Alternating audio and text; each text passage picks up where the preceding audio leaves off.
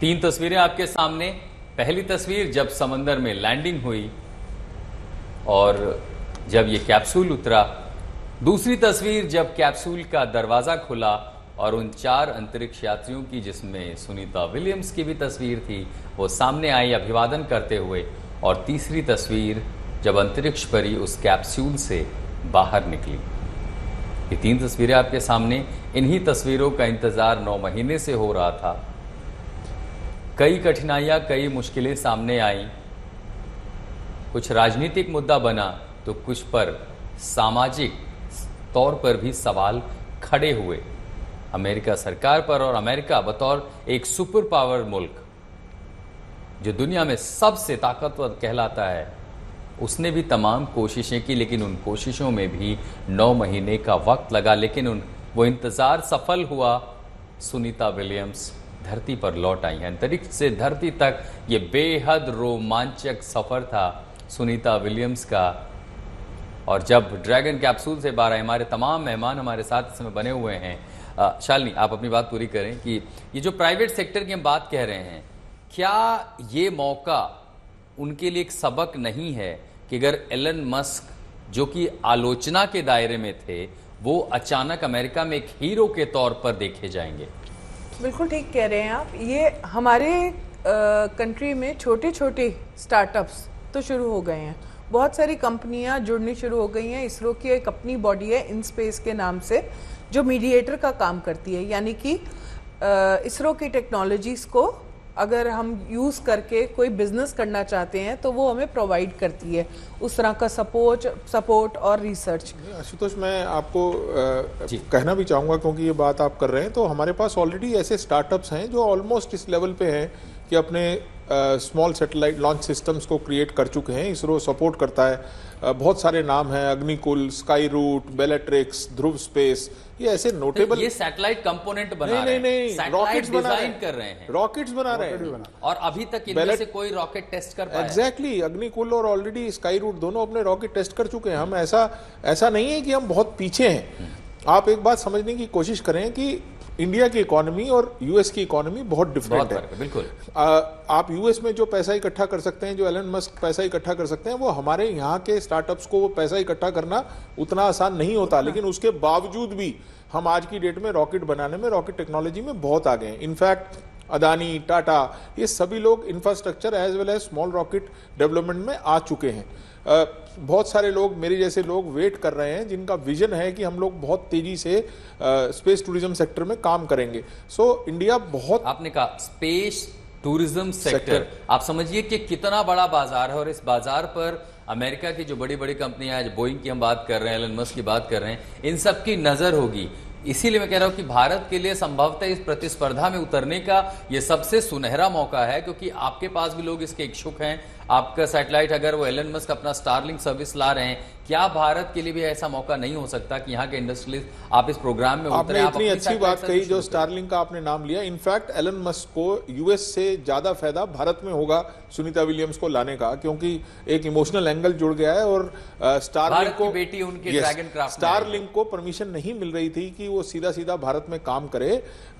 मुझे अब पॉसिबिलिटीज दिखती हैं कि एलन मस्क इस जो तुरुप का इक्का उनको आज मिला है कि वो भारत की बेटी को वापस लाए हैं, उससे पॉसिबिलिटी है कि आप आए। तो इंटरनेशनल सेक्टर में एलन मस्क को यूएस में फायदा हो ना हो, इंडिया में जरूर फायदा होगा। और जहां तक आप इंडिया के लोगों की बात कर रहे हैं, इंडिया के लोग इस बात को बहुत अच्छे से रियलाइज करते हैं। सैटेलाइट लॉन्चिंग में हम ऑटोमेटिकली फर्स्ट चॉइस बन चुके हैं।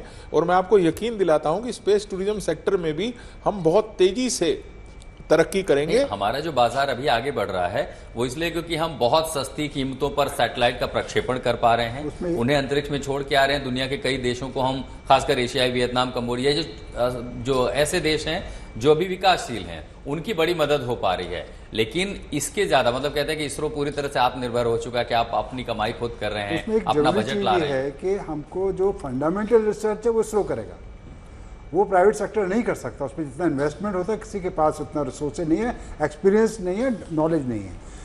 उसको आगे टेक्नोलॉजी में कन्वर्ट करके उसको मार्केटेबल बनाना, ये प्राइवेट प्लेयर करेंगे, जैसा कि अमेरिका में भी हो रहा है। अभी भी फंडामेंटल रिसर्च नासा कर रहा है, दूसरे साइंटिफिक इंस्टीट्यूशन ही कर रहे हैं।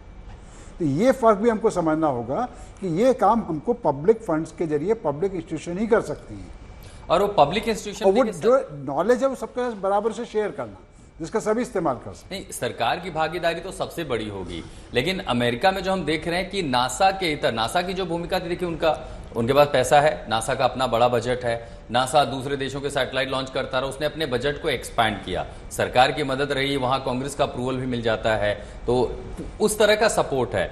भारत के अगर आप आर्थिक ढांचे को देखेंगे तो हमारा बजट, खासकर जो स्पेस प्रोग्राम है उसका कितना है, हमने बहुत कम दरों पर जो है सैटेलाइट लॉन्च किए हैं, हम अपने मिसाइल प्रोग्राम को आगे ले गए, रॉकेट प्रोग्राम को आगे ले गए, लेकिन हम जो कंपैटिबिलिटी देख रहे हैं और तुलनात्मक अध्ययन कर रहे हैं उसमें देख रहे हैं कि निजी क्षेत्रों की भागीदारी, मुझे लगता है अमेरिका को स्पेस प्रोग्राम में आगे ले जाने में ज्यादा महत्वपूर्ण रही है। खासकर आपने बोइंग की बात करें कि बोइंग जिस तरह आक्रामकता बढ़ रहा है, हमारी वो कंपनियां उस मैग्नीट्यूड पर भारत के बाजार की तुलना में कितना समय लगेगा? सर, आप एक्चुअली जो कंपैरिजन कर रहे हैं उस कंपैरिजन में एक फर्क है। इंटरनेशनल स्पेस स्टेशन हमने अभी नहीं बनाया है, ह्यूमन स्पेस फ्लाइट्स में हम अभी नहीं पहुंचे, तो हम जहां तक पहुंचे हैं वहां तक बात करें कि अब भारत की कंपनियां जो इसरो रिसर्च कर चुका है उसमें क्या उतनी अग्रेसिव हैं जितनी नासा वहां पे अग्रेसिव है, या स्पेस एक्स हमें अग्रेसिव दिख रही है? तो जी हाँ, हम अग्रेसिव हैं। अब जैसे जैसे हम लोग ह्यूमन स्पेस फ्लाइट की टेक्नोलॉजी अर्जित करते जाएंगे वैसे वैसे वो टेक्नोलॉजी प्राइवेट सेक्टर में ट्रांसफर होती जाएगी, लेकिन हम जिस सेक्टर में अभी हैं, स्पेस एक बहुत बड़ी इंडस्ट्री है, माइनिंग है, टूरिज्म है, उसके बाद सिर्फ सैटेलाइट लॉन्चिंग है, फिर उसके बाद टेस्टिंग है, तो एक बहुत बड़ी इंडस्ट्री है। उस इंडस्ट्री में जिस सेक्टर पे हम हैं वहां हम एलन मस्क का मुकाबला कर रहे हैं, अमेरिका और इंडिया मुकाबला कर रही है। जैसे ही हम ह्यूमन स्पेस फ्लाइट पे पहुंचेंगे आपको वहां पे भी प्राइवेट कंपनियां दिखेंगी। इनफैक्ट मैं बार बार नाम ले रहा हूं, बहुत बड़े बड़े कॉर्पोरेट हाउसेज ने ऑलरेडी अनाउंस कर दिया है कि वो अपने लॉन्च सिस्टम्स क्रिएट कर रहे हैं। अभी अगला 5 साल बहुत जी इसरो, आप यकीन मानिए इसरो ऑलरेडी 2 नई लॉन्च साइट्स बना रहा है, तो आप ये मान के चलें कि हम यूएस का मुकाबला करने के लिए बिल्कुल तैयार हैं। 2 नई लॉन्च साइट्स का मतलब कि आप एक्सपेक्ट कर सकते हैं कि हमारा लॉन्च ट्रैफिक एटलीस्ट 200% से तेजी से बढ़ेगा, तो ये सब तैयारी ही है। हमारा जो गगनयान मिशन है, क्या वो अपनी रफ्तार पर है? जो उम्मीद थी उसे अपने सही समय पर, क्या वो अपनी रफ्तार पर है? देखिए, अगर हमारा गगनयान मिशन पूरी तरह से सक्सेसफुली अपने सारे काम कर लेता है, पहली बात तो वो अपनी सारी डेडलाइंस टाइम से मीट कर रहा है। 10-15 दिन 20 दिन आगे और 1 महीना आगे करने को मैं बहुत बड़ा चेंज नहीं बोलता हूं। और गगनयान अगर सक्सेसफुली अपने को लॉन्च कर लेता है तो आप यकीन मानिए भारत उन देशों में से होगा जिसने ह्यूमन स्पेस फ्लाइट को सबसे लिमिटेड समय में पूरा अचीव किया। आज तक एक भी जो हमने माइलस्टोन रखे हैं वो हमने मिस नहीं किया है। हम अपनी री एंट्री का लॉन्च कैप्सूल बहुत पहले री एंटर करवा चुके हैं, डॉकिंग अनडॉकिंग का एक्सपेरिमेंट कर चुके हैं, हम ऑलमोस्ट तैयार हैं ह्यूमंस को स्पेस में भेजने के लिए। लेकिन हमारी स्पेस की जर्नी अभी बहुत दूर है। अभी हम ह्यूमंस को भेजेंगे केवल कुछ किलोमीटर ऊपर, जो इंटरनेशनल स्पेस स्टेशन से नीचे के ऑर्बिट रहेंगे, तो एक तरह से फेरी मार के वापस आएंगे। तो पहली छलांग लगाने जा रहे हैं, और जैसे हमने सैटेलाइट लॉन्चिंग में पहली छलांग लगाई थी और उसके बाद फर्स्ट आ गए थे, ऐसे ही मुझे 100% ये पता है कि जैसे ही हम अपना गगनयान लॉन्च करेंगे उसके कुछ ही समय के बाद हम इन देशों के साथ कंधे से कंधा मिला करके उनको टक्कर दे रहे होंगे, टेक्नोलॉजी वाइज भी और बिजनेस वाइज। हम कहते हैं ना कि ख्वाहिशों की छलांग लंबी होती है, आसमां से कहिए थोड़ा और फैले, हमें तो ऊंची छलांग लगानी है। लेकिन फिर बात होगी कि हमें अपना एक स्पेस सेंटर बनाना है, एक इंटरनेशनल स्पेस स्टेशन बनाना है।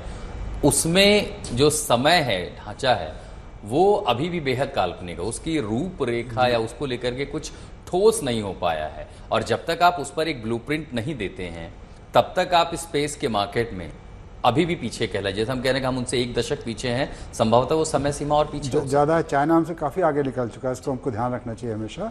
चाइना उन्हें बनाना शुरू कर दिया है, हम अभी शुरू करने वाले हैं। हम अगर माने महत्वाकांक्षी परियोजना है, शुरुआत में कितना समय लगेगा?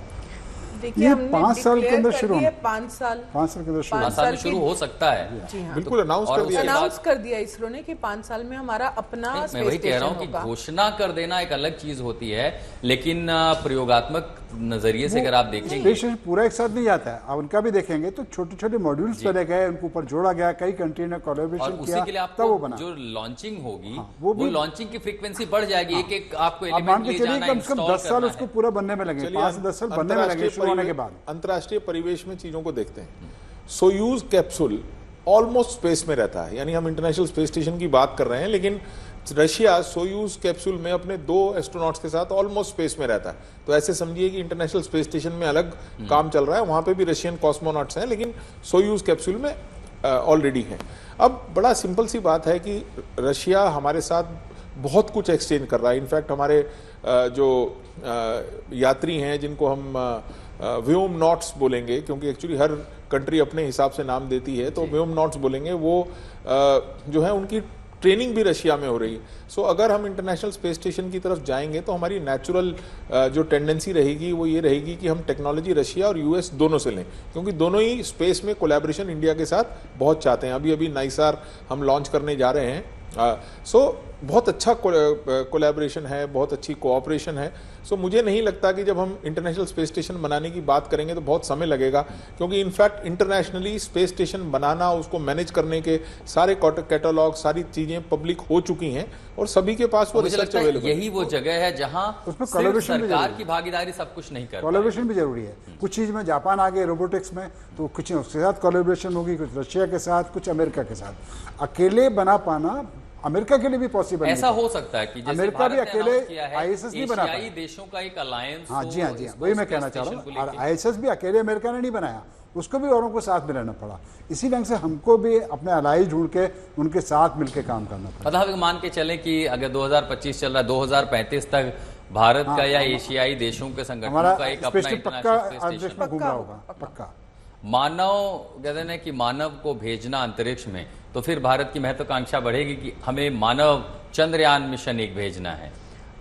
बिल्कुल ठीक कह रहे हैं आप। अभी इसी सुनीता विलियम जी की एंट्री के साथ ही ये घोषणा हो चुकी है कि चंद्रयान 5 लॉन्च कर दिया इसरो ने, और इस बार जो रोवर जाएगा वो 250 किलो का होगा, जो बहुत ही बड़ा मिशन है।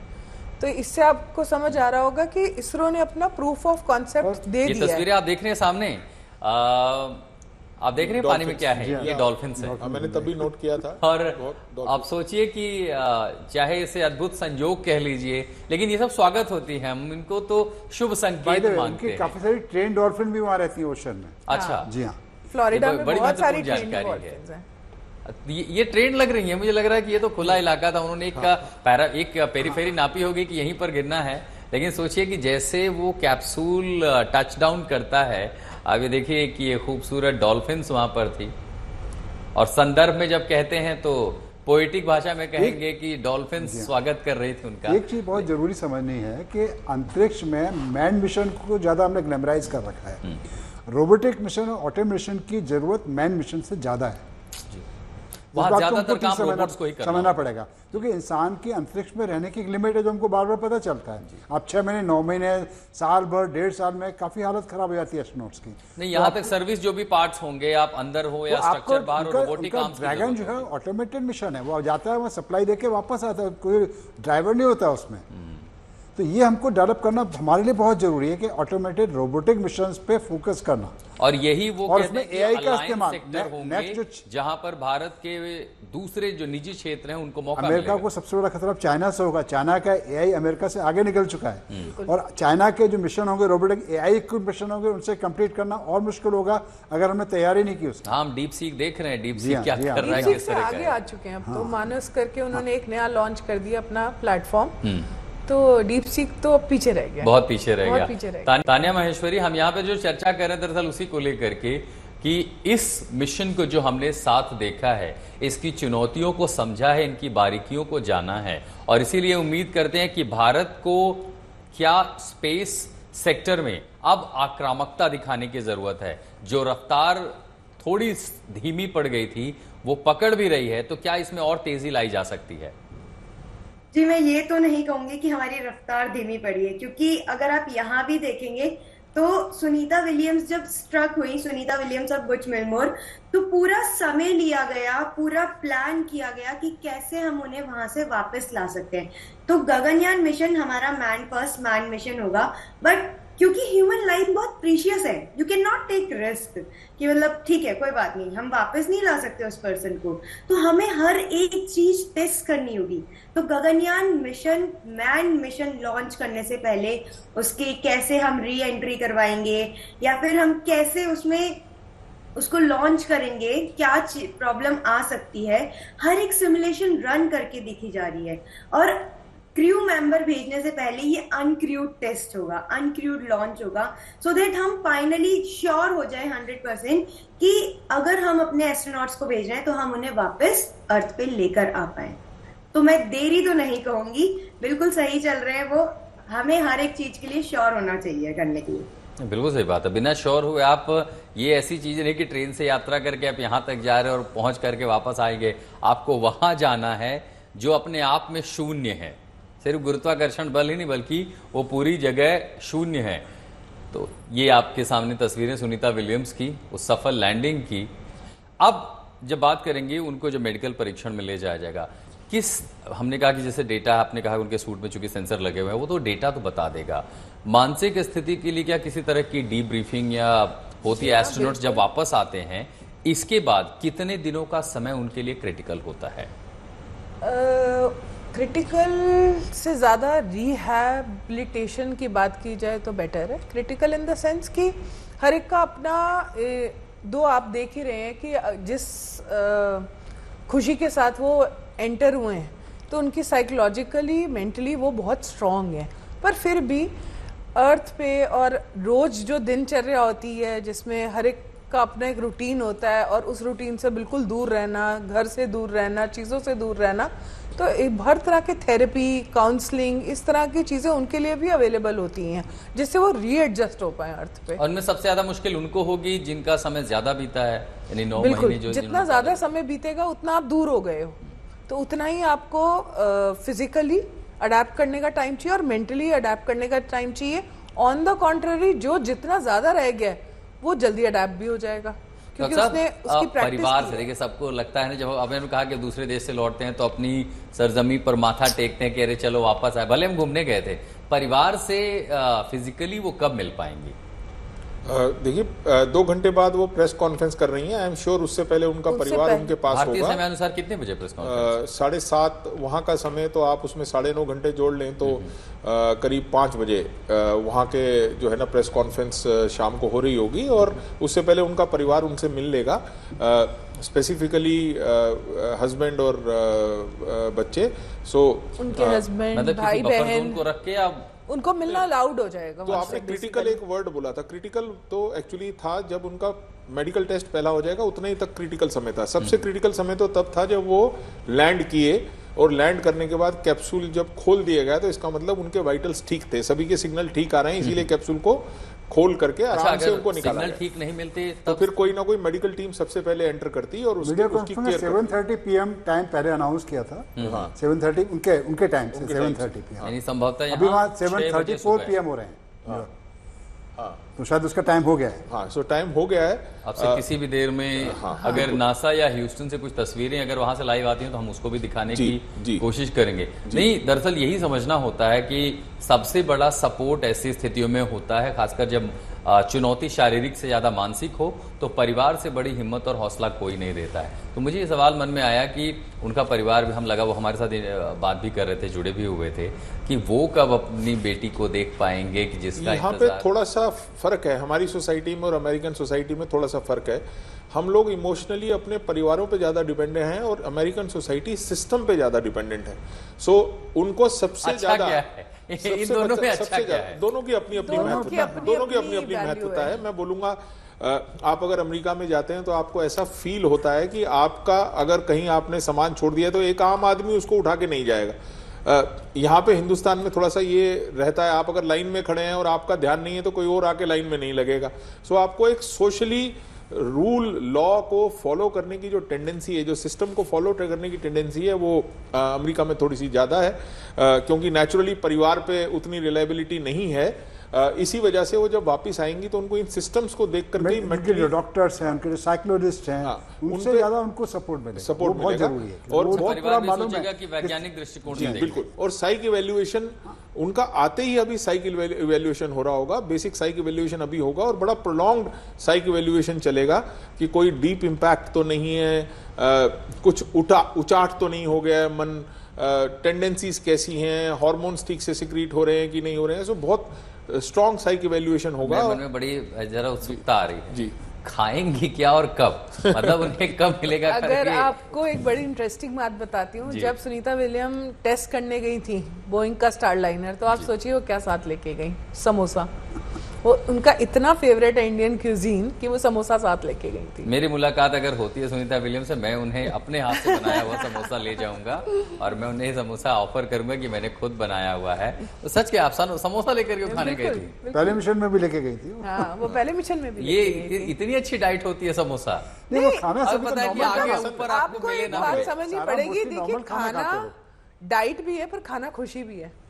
तो अपनी एक पसंद की चीज जो ले जाना होता है ना, वो खुशी से ज्यादा जुड़ा हुआ है रेदर देन डाइट, क्योंकि डाइट के तो बहुत स्ट्रिक्ट प्रोटोकॉल होते हैं वहाँ। नहीं तो ये समोसा दोबारा कब खाए? तो आ तो गई है, तो खाने को मिलेगा कब? अब मुझे तो उन्हें लगता है- समोसे भी खाए 9 महीने तो हो ही गए होंगे। देखिए वहाँ पे भी जो खाना है, ऐसा नहीं है कि वहाँ खाना नहीं खा रहे थे। फ्रीजिंग खाना तो ले गए होंगे एक सेट टेम्परेचर के लिए, और उसकी मात्रा जो होगी वो कम होगी। वो जब गए होंगे तो क्या 9 महीने के हिसाब से तो खाना गया नहीं होगा खाना तैयार नहीं, होकर? खाना बार बार भेजा गया। हाँ, बार बार जो हाँ, यान ऑटोमेटिक भेजे मिशन गए जाते हैं shuttles, खाना सप्लाई कर सप्लाई- फूड है, सप्लाई कपड़े करते हैं, हैं। कपड़े लगातार भेजने पड़ते हैं और कपड़े धोने का इंतजाम नहीं होता है।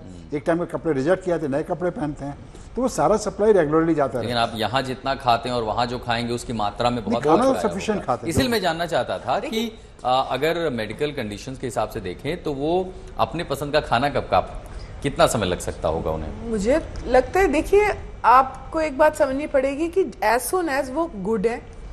वैसे भी जब आप किसी रिहैबिलिटेशन में होते हैं, जब आप रिकवरी में होते हैं, तो आप जैसे स्टार्ट स्मॉल करते हैं ना, तो पहले उनको कम खाना दिया जाएगा, डाइजेशन ठीक है।